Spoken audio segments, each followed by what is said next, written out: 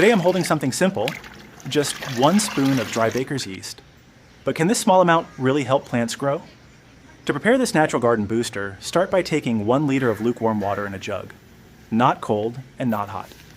Add 1 spoon of dry baker's yeast, about 10 grams, and a small spoon of sugar.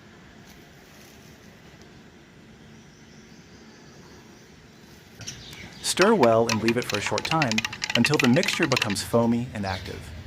Yeast is often used by gardeners as a natural soil booster because it supports beneficial activity in the soil and may encourage healthy root development.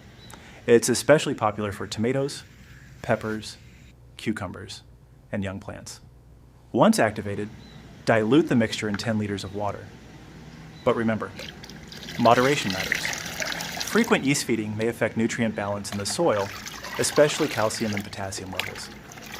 That's why many gardeners add a small amount of wood ash around their plants. Wood ash contains valuable minerals, including potassium and calcium, which can help support healthy plant growth. Before watering with the yeast solution, lightly sprinkle a small handful of wood ash around the base of the plant and gently mix it into the top layer of soil.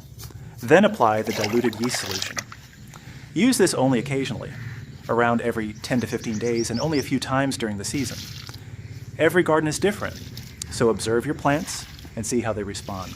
Try carefully, experiment wisely, and enjoy watching your garden grow.